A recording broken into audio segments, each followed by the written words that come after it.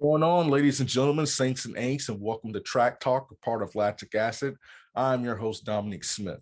Before we dive in today's episodes, just want to give a couple shout outs. First of all, shout out to my guest for today, Mr. Colin Waitzman. He is the founder, the owner of Track World News, one of the best content creators in the game, elevating the sport of track and field, very creative mind. Be sure to follow his platform, Track World News. He releases stuff daily, and it's very impressive. Great dude. You're going to enjoy our conversation, and you're going to enjoy the hot takes that we had to drop today. So it was a lot of fun. But I wanted to thank you all for your continued support. It's been fun creating this series exclusively for YouTube. But I had to give some shout outs. So I want to give a shout out to everybody in the state of Florida who participated at the state championship meet recently last week. You guys balled out, man. You guys really balled out. It was an honor to watch you guys run or just follow it from afar. Unfortunately, I wasn't able to be there. Florida runners did a great job of covering that meet, and it was really, really impressive to see some of the times that were dropped. But I got to give a shout out to the hometown kids in Central Florida. Central Florida showed up and showed out. I know I'm going to forget a few, teams and names, but there were some impressive performances. You got Caroline Wells from Winter Springs, already, told you about her, wrote about her. But she won her 9th state title overall, whether it's track and field or cross country. She definitely left her mark as one of the best in the area, in the state, and just continues an incredible history of Seminole County runners from Jenny Simpson to St. Clair Johnson. Now you have to put her in that category. Mount Bird wrote about them. Diana Ridden, he won the 400, and I believe he won the 200 as well. Got to give a shout out to Michael Larry, his teammate, ran an incredible time in the 100. Micah Holland, man, she got a U.S. #1 win legal. I think it was 11:27. It was impressive. It was quite impressive. There were incredible performances. Lake Highland boys, their 4x1 came in second place. Will Richards from the First Academy, won in the triple jump. Seminole, man, those kids at Seminole are unreal. They have some incredible speed. Their 4x1 took home the state championships running a time of 40.57. And all of those kids are coming back. They are all coming back. Who knows what they're going to run next year? That's just the crazy part about it. I know I'm missing so many incredible performances and athletes, and I am truly sorry. I'm probably going to write on it at some point in the near future. But I wanted to just say congratulations. It was a great championship meet. And to those around the country who were running, hats off. Hats off. You can tell I'm so excited by it. You guys are incredible. I'm wishing you all the best. I'm wishing you guys great performances. But now it's time to get into the show. You're going to enjoy what we have to say and check it out. Hope you enjoy. Here we go. What's going on? We are back here on Track Talk. I got a special guest tonight, Mr. Colin Waitzman. You should know him by his platform, Track World News, bringing the heat day in and day out, and is the fastest. There is nobody that does news faster. Dude is faster than TMZ when it comes to bringing track news, and definitely one of the biggest dudes when it comes to elevating the sport, his creativeness, his creativity, his knowledge. And so it's an honor to have you on the show, bro. Thanks, man. Appreciate it. Yeah, we try to break news quickly. It's worked out sometimes and it's bit me in the butt other times. So but thank you. It's all good, man. And Colin and I did a show way back when. And unfortunately you can't hear it because of the volume. I can't even hear it. So we'll have to redo that some other time, but I got him on the show tonight. And so pretty much, man, what's impressed you so far about the season, the most about the season? Yeah, this season I'd say is the continuation of the success that we saw last year, because we saw a lot of really good success last season. And I'll be the first to admit, I didn't think that we were going to have a good season last year. I thought because of COVID, we were going to have a really bad year. And so I think that a lot of the people are continuing it into this season is impressive. I don't think it's been as crazy this year. I mean, it's still kind of early on. I mean, it's an Olympic year, people kind of go out a little bit differently. But like, if I'm gonna try to narrow it down to like an area that I think has been impressive, it's the women's sprints. The Oh women's yeah. sprints. Just, I mean, this past weekend. I mean, shoot, literally right before this episode that we're recording, I recorded an episode talking all about the women's sprints for college and how this past conference championship weekend was just insane. And so if I have to narrow it down to a specific like event and gender, I would say the women's sprints has impressed me the most for sure. It is that, and just there have been so many fast times that just don't count because of the doggone win. Yeah. Whether it's, USA Track and Field or whoever, deciding to hold a meet in the middle of the ocean, which, I could have told you the win was going to be a factor there, or just everything is just barely, win aided. Like Trayvon Bromell runs 975, 2.1. Gosh, some of the times we saw this weekend, some of these college times, that's one thing I want to recap real quick. Obviously, you need to check out Colin's show. We'll plug that at the end.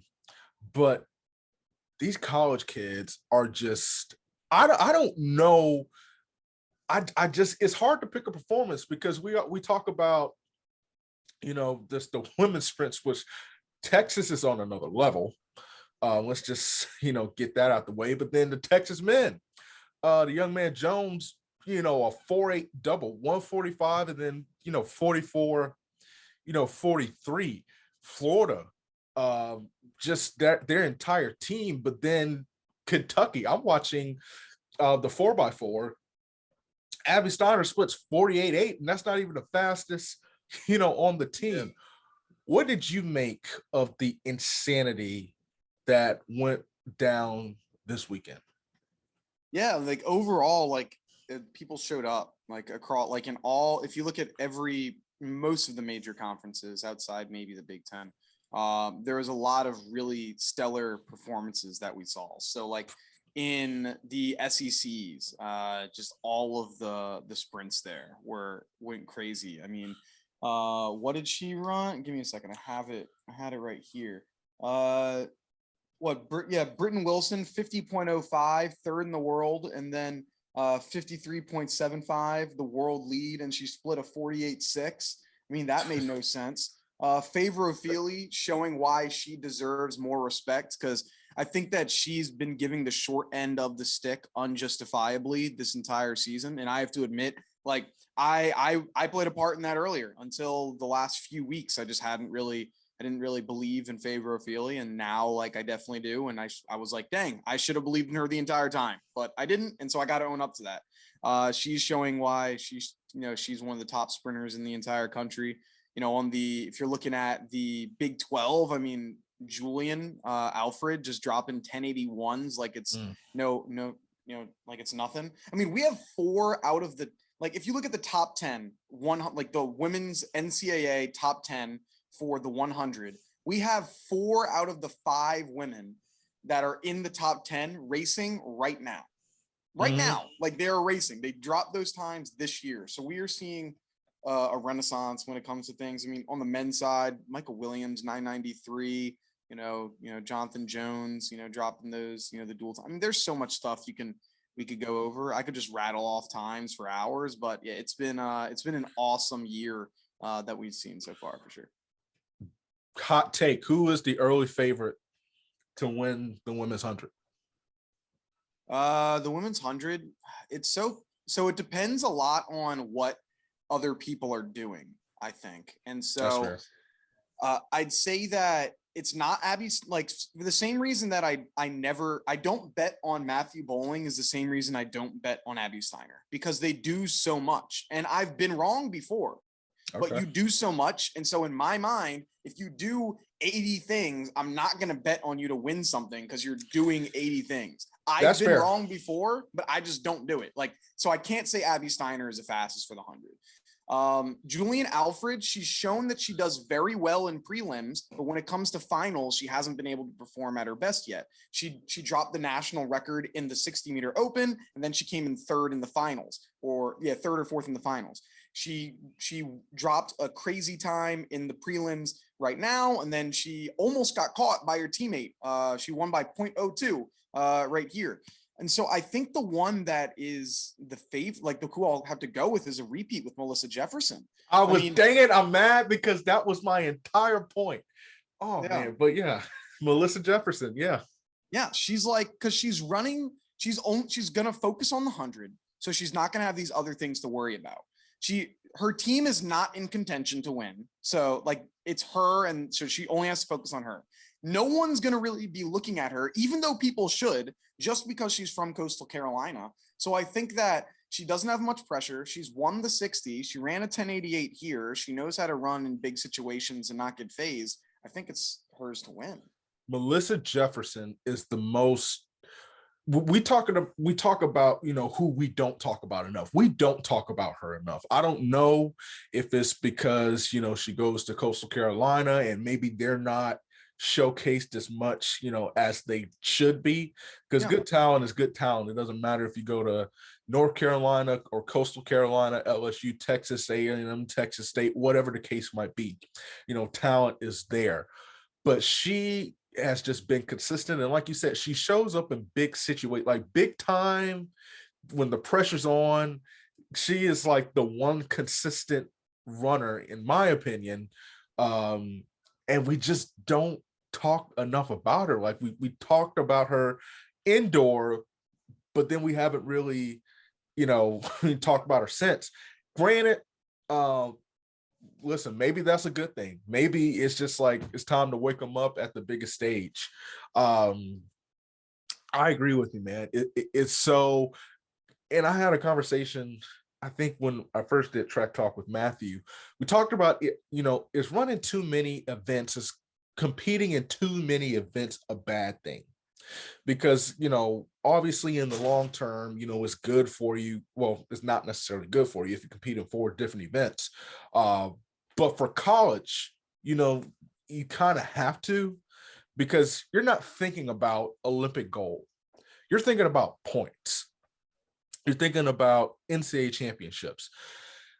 But sometimes it's like, oh, like if Bowling stuck to the 200, I would pick him to win. Maybe I sound crazy, you know, saying that. Abby Steiner stuck to the 200. Without a doubt, I'm picking them to win. Maybe I'm crazy in saying that, maybe, and that's fair. But I agree with you. It's, and I think that's a good thing. Like, it's good to have parity in the sport. It's good to like, oh snap, I didn't think that she would win, you know, and I think it's really good for the sport. And so transitioning to a question, it was based on a tweet that Michael Johnson sent out, but it was essentially how it's hard for young athletes, specifically college athletes, to make these world teams. And he kind of went, you know, in a little bit more detail. And there were some people that did not want to touch that tweet, but we're going to do it tonight. So I wanted to hear your opinion on it. Do you agree with him? Well, it's not even, I changed it. It's not even do you agree with him, but is there kind of an exception to the rule, if that makes sense? Yeah, so I think that like what he said is true and valid. One thing that I thought was interesting was Dennis Shaver. So if you don't know who Dennis Shaver is, he's the coach of LSU, and he pointed out how Richard Thompson ran indoors, outdoors, and then made the final in the Olympic trot in the Olympics, or was it World Championships? Can't remember, but yeah. So yeah, he made the Olympic Games, you know, with all of it. So it is possible. Like, you can be a college athlete and make Olympic finals, but it's genuinely hard. Like, we don't, like, the fact that we have to go to some of these, you know, things just shows how difficult it is. I mean, my best example could be a recent example, and that's Randolph Ross. Like, he had a world leading time in the 400 last year. He makes the Olympic team, and then he's out in the prelims. And so it shows, like, yeah, because it's hard. You're running the 400 meters from December until July. You are running essentially every single weekend from December to July. That's a lot. That is a lot of time to run all of those races. So you put a lot of mileage on your legs. Is it possible to do? Yes, of course it's possible, but it's extremely hard to do unless you're training for it. I mean, an example I could show you of how it doesn't affect you too much. I mean, Anna Hall, she ran a 2:03 after running at the last event of her heptathlon. In the indoor national championships last year, she did the pentathlon and then she did high jump and long jump and medal. So it's like, you can do it. You can run a lot of events, have tired legs, and still be a champion. But it takes a very particular athlete to do it, because those things are abnormal. They're not normal. If they were normal, more athletes would do it, but they don't, because it's difficult. So I think it's possible, but it doesn't happen very often. So I totally agree with what Michael Johnson said. Hot take. This is just my opinion. I think Anna Hall is already on the team. Yeah, Anna Hall just qualified. Yeah, for the heptathlon. She will be the only collegiate athlete to medal at Worlds. For men or women? Not including relays. Okay, so she will be the only individual athlete for men or women to medal. That's what you're saying. Correct. Not including relays. Yeah, no, that's what you said. So individual. Yeah, so individual, yes. Only collegiate. I just wanted to make sure everybody else, like I'm being clear. I do believe Anna Hall will be the only collegiate athlete to medal in Eugene. I book it. I will bet somebody a 2-piece and a biscuit that's the case. I'm willing to put that. And I know that take is hotter than a Sprite at McDonald's, but I'm sticking with it. I don't think it is as hot, because like I'm going through my head of what other collegiate athletes could medal, and there's not a ton. I mean, like, look, the 100, Michael Williams ain't medaling. I don't think he's making a team.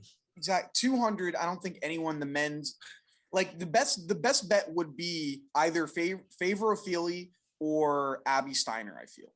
Those are like the next two people.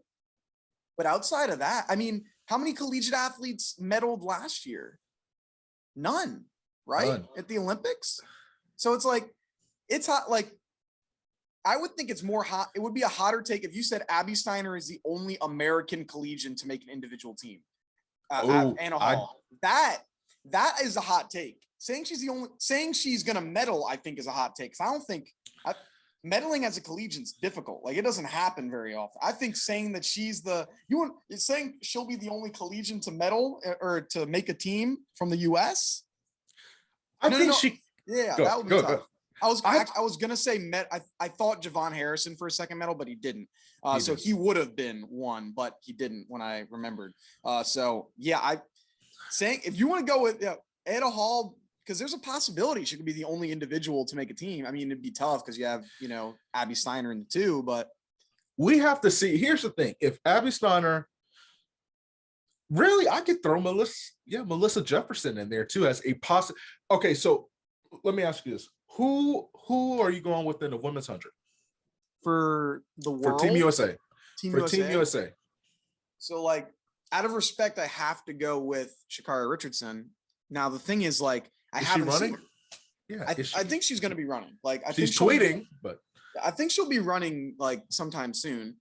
I don't know when it'll be. I don't know what she's going to look like, but until I see, she ran the 4x2 earlier this year. Like she's ran a race in the beginning of the season before. So she's competed, like, but until I see, like, I have to say that it's going to be her. She was head and shoulders better than everyone else last year in the 100. Like, so I can't say like that she's not going to be the fastest. She was clearly number one. Like, if I'm going to take her out of it, then I think it gets interesting. Like, who would I put second? I might put, like, my heart wants me to put Cambria Sturgis, like, because I really I'm a big North Carolina A&T fan. Like, talk to the coach, and her being a rookie pro, she had a world leading time. The thing is that her consistency, it kind of gets me. Like, she'll have really fast races and then she'll have slower races, which happens. You're a new pro. That's what goes on. But I want to say her, it's so close. Like, then there's Tanisha Terry. I think she's going to do really well. So you never know with Gabby Thomas. Like, so I'm going to stick with Sha'Carri Richardson. And then after that, I'll say Cambria Sturgis. Like, let's go. Let's pick someone. I'll go with her. Not even Tiana Daniels. I think she'll make the team. You're saying win, right? No. I'm saying who are the three that will be representing Team USA in Eugene? Okay, not win. I thought you meant win USA's. Okay, just making the team. Okay, gotcha. Making the team. Then I would say Sha'Carri Richardson. It's either going to be Cambria Sturgis or Tanisha Terry. I don't think both of them make it. So I'm going to go with Cambria Sturgis. And then I'd say after that, yeah, I think Tiana Daniels is there because she qualifies for like every team, right? Like, so it's hard to not have her. So I would say Daniels and Sha'Carri are more of the locks, and I'd say if you're going with like a quote unquote wild card, I'd say Cambria Sturgis. But that's kind of what I would say. So I don't see. I don't want Sha'Carri them coming for me, but I haven't seen her run. The last time that I saw her run was at the Prefontaine Classic, and she did not finish that race. She ran 11:03. I'm sorry. People forget. So look, she came in last place. She came in last place. She came in dead last.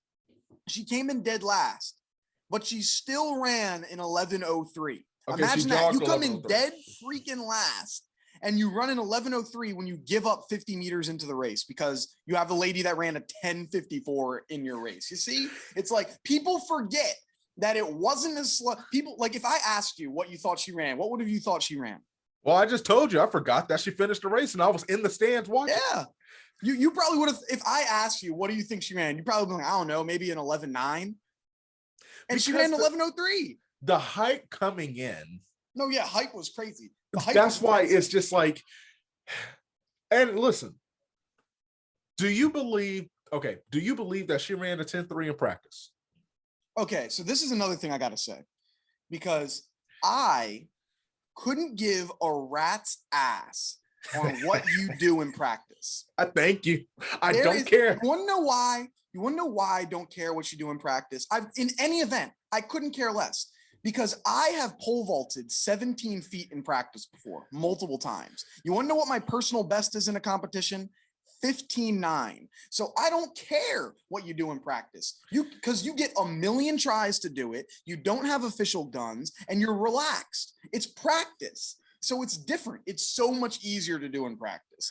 Do it in a competition, then I care. So until she does 10.3 in a competition, I don't care. You could say she ran a 9.9 in practice. I'd be like, good. So then do it in the competition because you're doing it in practice. So I don't care. The practice times mean nothing to me in any event. I think it was a nice PR move by Justin Gatlin on her part to say that she ran a 10.3. I was like, listen, man, we don't know if it was a Noah Lyle situation. All love Noah, where he ran 180 meters instead of that 1863 or whatever. Yeah, like you don't know that. You don't know if it's like a wind aided. Listen, I live in Orlando. We've had some windy days over the past couple months. You don't know if it's wind aided, but everybody thinks that she's coming back to this form like she was last year. Listen, and Sha'Carri, the sport and the women's 100 is more intriguing if she's in it. That's just there's no, because right now you can't tell me that you would pick somebody right now, at least right now, on USA that will beat Jamaica. Any Jamaican woman. Shelly Ann Fraser-Price. When we did that doggone show, I gave the hottest take, and I think I doubled down on it a week or so ago, 2 weeks ago. Didn't I tell you Shelly Ann was going to beat Elaine Thompson? Yeah, but I think Elaine has the world lead right now, right? Shelly ran 10.67. They haven't raced each other. Oh yeah. No, you're right. You're right. Yeah. Yeah, they Chilean have to has a race lower each other. You're right. But I said that she was going to do it. Now, I thought I was crazy as soon as the episode was over.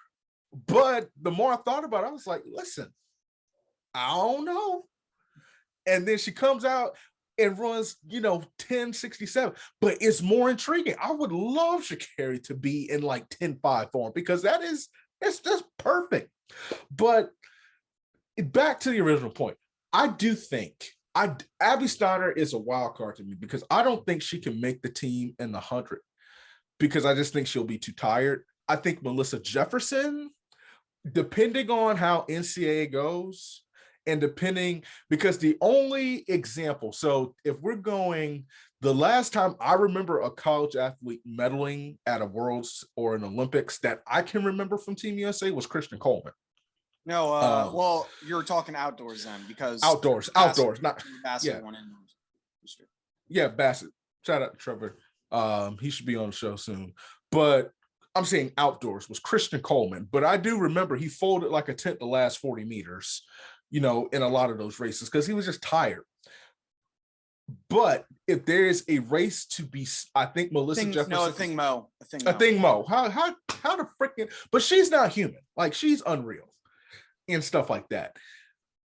I don't know, man. I don't know. I feel like Melissa Jefferson, because she's a gamer, that she can, like, somebody's having an off day, she can shock somebody. Like she can shock somebody. The 200, there's only so I think there's 2 spots secured in the 200, women's 200. Jenna Prandini, Gabby Thomas. Okay. I'd say Gabby Thomas, yes. Jenna Prandini, possibly. I think it's still open. I don't know who. I think Abby Steiner has an opportunity. Like, I think she should just focus in on the 200 at That's USA's. what I was going to say. Yep. Like she doesn't have a chance to make. I don't think she has a very good chance. She has a chance, but she doesn't have a very good chance doing the 1 and the 2. Now it also depends on the schedule, like when are the 100 and the 200 racing? Like, I don't know, because so like you might want to do the 1 and the 2 to give you a shot. And then if like see if you can make the finals in both, or, because if you put all your eggs in the 200 meter basket and you fall start, or, the event doesn't go your way, then that's it. You're kind of screwed. So she'll probably go in at least round 1 doing both of them, then maybe round 2 doing both of them, and then seeing which event she's doing better in, and then kind of choose that. But yeah, I think that Gabby Thomas is definitely locked up. Jenna Prandini, I wouldn't say it's a lock, but it's pretty dang close to it. And then that 3rd spot, I'd say, is pretty wide open. Which this just, and like I said, anybody who's watched the episodes of Track Talk know that it's random. Whatever comes to my mind in the moment of the conversation is whatever we talk about. It's not structured. It's whatever I think of. What world record, and we'll get to the men another week, but just sticking with the women. Actually, no, we'll do just in general. What world record is the most in jeopardy right now? You said for the women. One for the women, one for the men. Most in jeopardy. Trying to be broken this year. Yeah.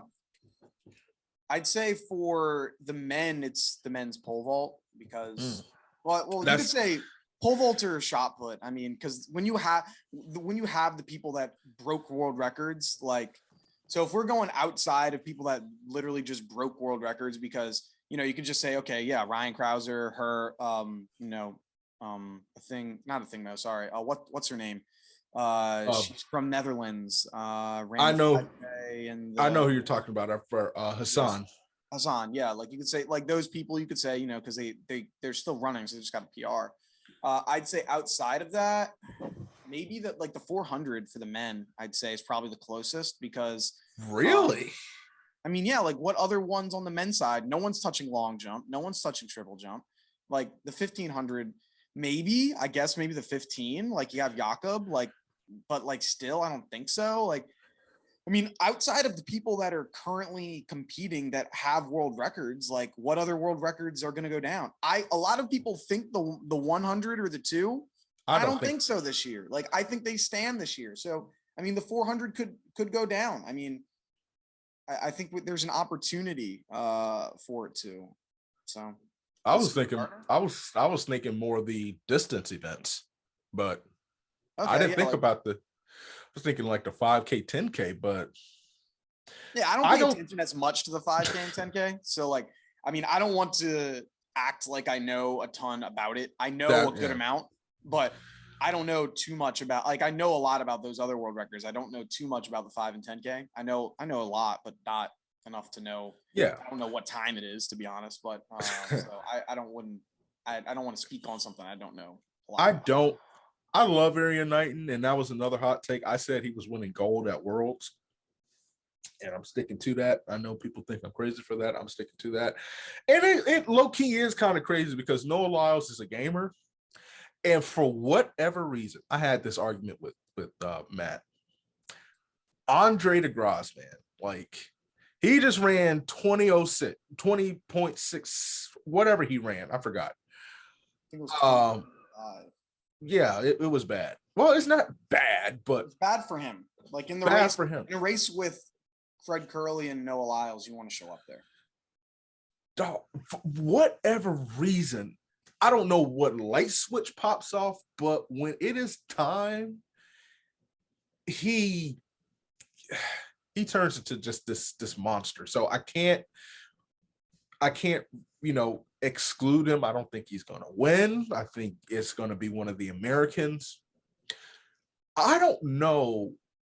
And then we'll get to the women, and then we'll cover one more topic, and then we'll wrap this up. Maybe it's just me. It sounds like it's you too. I don't know where people get this idea that the 100-meter record is in any sort of jeopardy.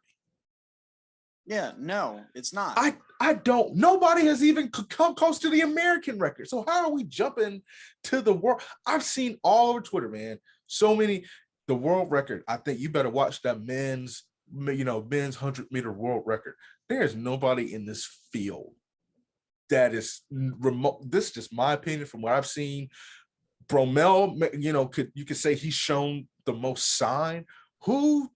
There's nobody close to 9:58. And I don't understand why there's this hype that the world record is going to be broken. The 200 is closer than the 100. Yeah.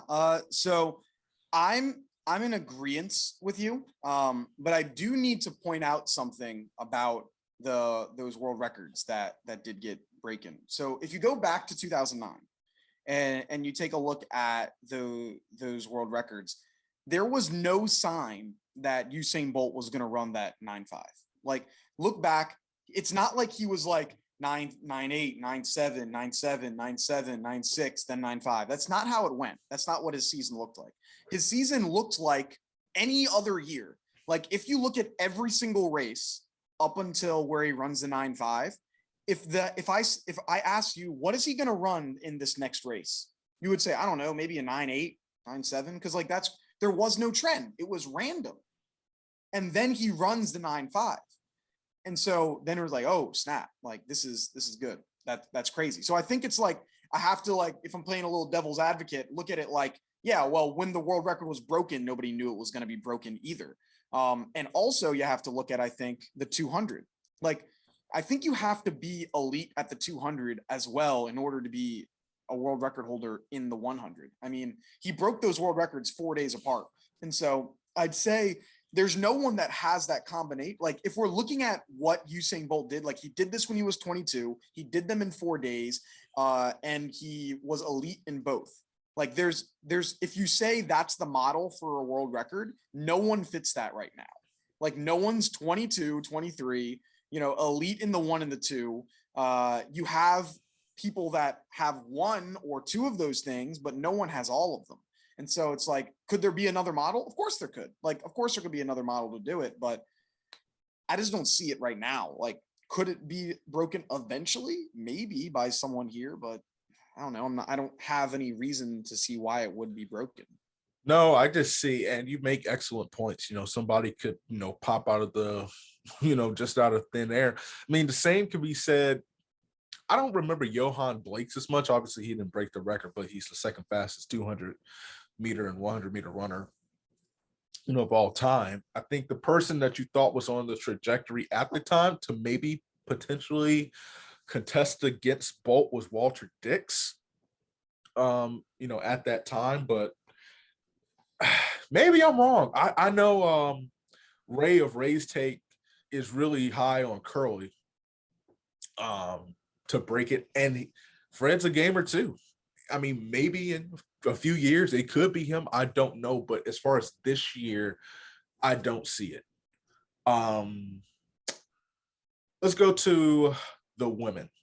And my answer for the world record, I did say 5K, 10K, but heck, who the heck knows? So I'm interested in seeing. Oh, what the heck am I talking about?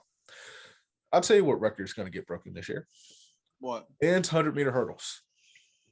110 hurdles. Men's 110 hurdles.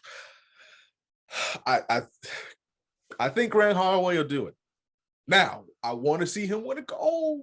Like, I know he won it a couple of years ago, and then it hasn't gone. He's got the talent. Von Allen is running really well. I don't know if, got that Eagles contract and that gave him some extra wings just to, to soar. But quick question, do you see anybody challenging him? For the record or just in a championship? Both. Record, no. I think record, he's the only one that can break that record that's currently running.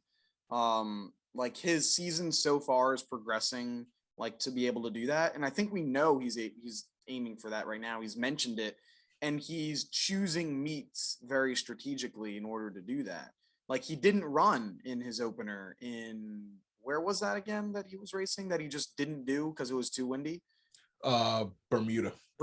He just didn't run it because it was too windy, and he's trying to be consistent to break a world record. Because if you look at Aries Merritt's world record break, unlike the men's 100 open where it was random, it was the men's 110-meter hurdles is very, very consistent. And so he realized that you have to be very consistent in the 110 hurdles to break it. And so I think he can do it. For a championship, if you asked me the day before the Olympic final, I would have said no one can beat him. But the fact that he didn't win at the Olympics shows that he can be beaten. And so right now, I think it's Hansel Parchment is the only guy that can beat him because he's the only guy that has beaten him. And so I like Hansel, he's a gamer, like he's beaten him on the biggest stage. So we know he's not going to be scared of him. No one else has been able to really beat him on any stage. So I'd say I still gotta, if I had $100 to bet, I'm putting it on Grant Holloway. But if you told me that he gets beaten by Hansel Parchment, I'd be like, yeah, I mean, he's done it before. I wouldn't be as surprised. World record that gets broken on the women's side. I'm trying to think. On the women's side, I mean, I'd like to go with the exciting one of the 100. Like, I think a lot of people think that the women's 100 record's going down. I'm not one of them. I mean, you're the only person that doesn't think that I agree with. I don't think it's going down either. And I think I've had to change my thinking to what you're about to say, but yeah, I'm in agreement with you. Like, I think that it's Elaine Thompson-Herah and Shelly-Ann Fraser-Pryce are both running very, very fast. Like, I tell you that. They are going to be the two fastest women this year. But to say that you're going to break a world record that, has its, question marks about it, is difficult. Like, it's been standing for this long for a reason. And when you're trying to break a world record, you need perfect conditions. And the season's like, it's almost over. I mean, you're going to have these, like Elaine Thompson-Herah and Shelly-Ann Fraser-Pryce will run maybe one or two more times. And then it's going to be Jamaican trials. They're going to run there. Shelly-Ann Fraser-Pryce doesn't have to run there because she already has a bye. And then it's going to be the world championships. So it's like there's not much time. I mean, there might be one meet in between it, but there's not much time in order to do it. And so I just like to say a world record in, once again, one of those like crazy world records. Like, I don't know. I'm not on that board. I was on that board. But the more you think about it, and listen, maybe we'll see if that Hayward magic kicks in at Worlds. When Elaine Thompson, dropped 10:54, maybe, but there's just something about it. I don't necessarily agree with Jamaica, the federation, thinking that 10:54 should stand as the world record. Bro, I hated that. You had 34 years to say it's an issue. 34 years. And it's only an issue right after your person competes it. No. If you have a problem with the record, you state it at the time. You don't state it when it's convenient to you. And so that's my problem with it. If you said from the beginning that this world record wasn't legit, then I have no problem with you saying it. But saying it just right when your person should break it, don't believe it. I think it's BS. That's like the Suns, getting whipped by 50 and somebody saying, oh yeah, I had a torn hamstring that I was trying to play through. It's like, no, don't even try to do that. You lost, and you lost by the amount that you lost by for a reason. Exactly. So yeah, that was just crazy to me. I'm like, if it's meant for her to break the world record, if it's meant for somebody from Jamaica to break the world record, then they'll break the world record. You shouldn't have to try to change everything up for that to happen, especially if you're that confident that she can break it. Yeah. There's some I don't think the women's 100 or the 200. I don't think, well, I know for a fact there's two that I'm like going back and forth on. I know for a fact that the 400-meter hurdles is going to get broken again. That's going to be broken until Sydney McLaughlin decides to retire. That's just kind of the way it is. I think the women's 100 hurdles, if one of them, Kenny Harrison, could put it together, I think she can dip under 12:26. This is going to sound crazy. I know it's going to sound crazy, but I'm going to say it. I feel like you got to watch out for the women's 800. The world record in the women's 8. It wouldn't surprise me if a thing Mo went out and what's that record again? No, what's that record again? 153. 153. And what she ran so far? 155, 156? 155.04. Yeah. I'm just saying, dog. The world record. That record has more issues than the women's 100 record. Bro, like that. I agree. So what? So should USA come out and be like, nah, Thing Mo the world record holder for real? No, see, you don't argue records only when it's convenient to you. You don't do that. If you have a problem with it, you got to have a problem with it from the beginning. And so if USA was like, nah, Thing Mo's a world record holder, I'd be like, nope, you can't do that. You got to have an issue with it when it happens. And so 800, I don't know if I can get behind. Like 400 hurdles, I definitely think. I think Jasmine Camacho Quinn in the 100 hurdles. I don't think Kenny Harrison's going to break the world record anymore. I think she has it. I don't know if she's going to, dip down into that time anymore. Personally, I think Jasmine, like in the American Track League, like Jasmine had the worst start probably in all of history. Like she was sitting in the blocks and cooked on. And if that was a 102-meter race, she wins. She gets back. Like she was almost a full hurdle behind. That was almost as crazy as that girl that fell on hurdle 2, got up and ran and won. That's almost how crazy that was. And so if I'm picking Jasmine to win, because if you can come from behind like that, I think you can dip into the 12. Jasmine, forgive me, because that's some elite level nonsense right there. And she's becoming more consistent too. Regardless, I do think that record, I think it goes down. But here's the thing about the thing, Mo. Did you think, let me ask you this, I'm going to take your mind back to 2016, Rio. Did you think that Wade Van Niekerk, who I pray can return to full form, because I would love to see a Wade Van Niekerk, a healthy Wade Van Niekerk, and a healthy Michael Norman, and a healthy Steven Gardner duke it out on the track? That's just my hope. And Michael Cherry, I got to put him in that because he's killing it too. Did you think Wade Van Niekerk was going to break that record? No. Okay. No one did. He was in the lane, not lane 8 or whatever. But like if he was in lane 4, do you think he breaks that record? No, I don't. There are very particular races that I assume you're going to break a world record. I told you about this last time. Sydney McLaughlin world record at the Olympics. I have never been more consistent in my never been more confident in my entire life than Sydney McLaughlin breaking that world record. Any other one? No, I am not. I did not think that was going to happen at all. But who didn't know Sydney was going to break? Who? You would have to be the stupidest person on earth to. We can say that now, but remember, Dalia Muhammad and Sydney McLaughlin, they were going back and forth, so. But here's how you knew Sydney was going to break that record.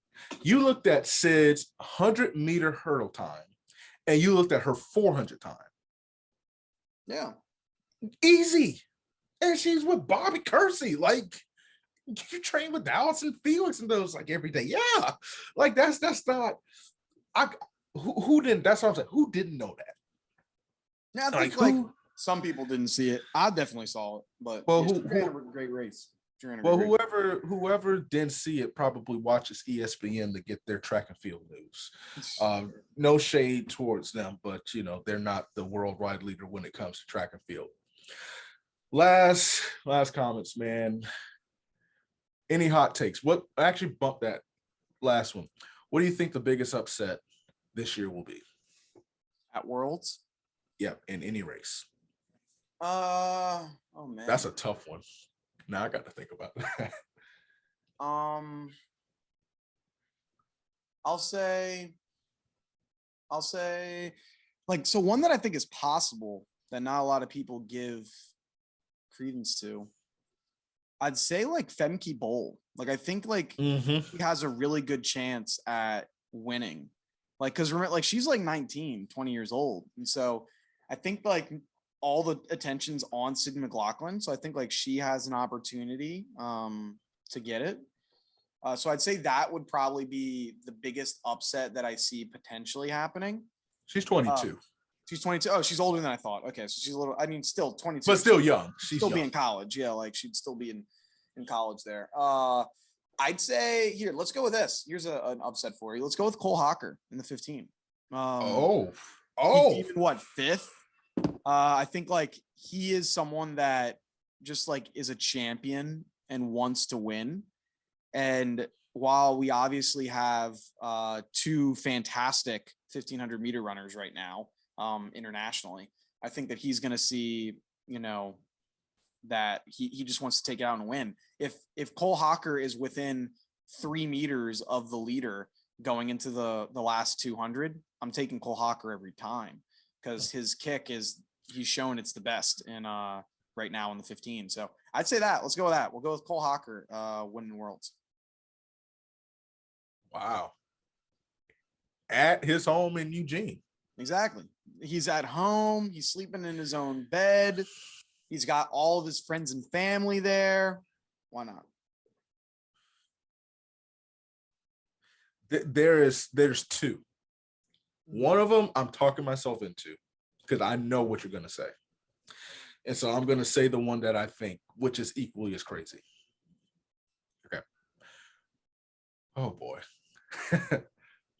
Rai Benjamin wins 400 meter hurdles. I love that. I think Rai Benjamin is going to win the 400 meter hurdles this year. I think he's going to win gold. And that's just even better for the rivalry. That is better for the rivalry. He needs to win it. He hasn't beaten him. He needs to. If he doesn't win Worlds, I think that this rivalry is a lot closer than some people. Some people think that Carson Warholm's in another level. I don't think No. he's in another level. I think Ry Benjamin is right there. But for the sake of the rivalry, he needs to get a win. In There's a a prelim in anything, he needs to beat him. there's a reason they didn't race recently, like because Carson knows that. So I that's the biggest one. And then there's one that I'm gonna say for next time. It's in the men's 400, but I want to see him race. I don't know who. Well, yeah, I'm gonna say it because people think I'm crazy, and I understand why. I think Trayvon Bromell wins the 100. Trayvon wins the 100? I think this is the time. I think he wins it. I think he beats. So if I had to do 1, 2, 3, I say Bromell 1, Lamont Jacobs 2, and then I'm gonna actually put Curly at 3. Like, he has the talent to do it. Like, it's the championship mentality. See, because like I'm comparing myself to him, but we're clearly not compatriots.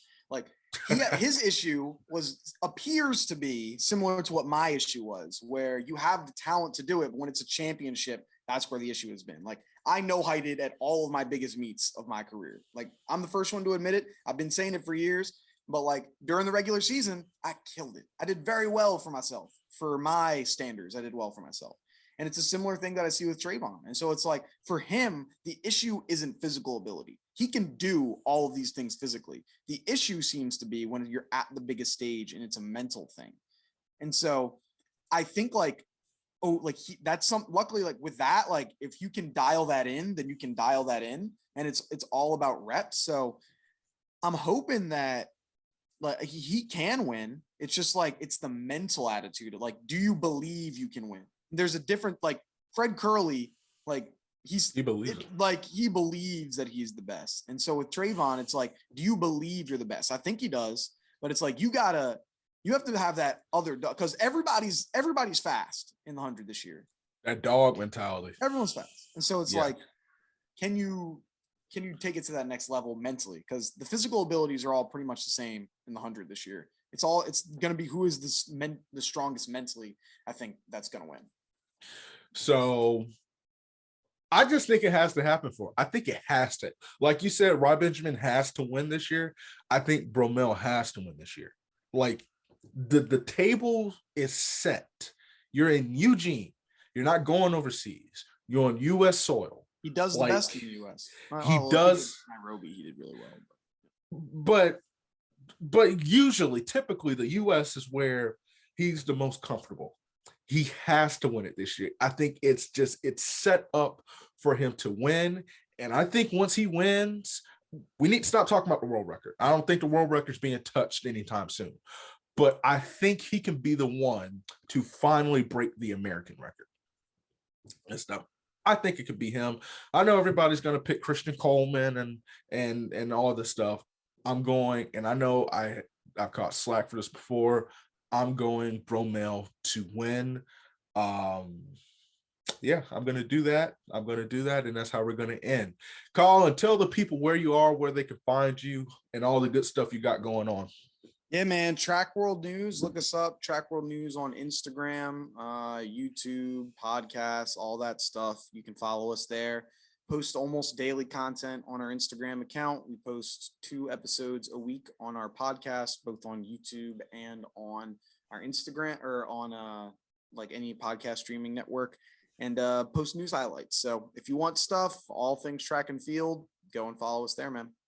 Who wins the Bowerman? Have to ask that based on your last post, in your opinion. Abdi Nur and Jasmine Moore. I think Jasmine Moore is the biggest lock this year there's ever been. I don't think unless she like doesn't make the final in outdoor nationals, like it's easy for her. Nur on the men's side, it's close. There's a few people that I think can catch up to him, but with him having the record in the 5K, doubling in indoors, like that's all massive stuff. I think it's gonna take a crazy performance for someone to catch up to him. Well, the Archbishop Colin Waitzman has said it, and pretty much I think he's dead on accurate with it. So I will say this: dark horse, Jonathan Jones. I'll give him. Yeah, dark he should horse. get more love than he does. I think Jonathan Jones is a good person. Is a good pick. Yeah, it's not bad. Hey, but with that being said, that's it for this edition of Track Talk. Follow Lactic Acid on Instagram. That's where we are mainly. Lactic Acid Podcast, Twitter, Lactic Acid _pod, and most importantly, follow the YouTube channel. This will be exclusively streamed on YouTube, and you can find it on FanHub as well. We will be releasing this. Usually, try to do this once a week. So yeah, an episode a week in addition to the regular podcast episodes that come out. Until next time, peace.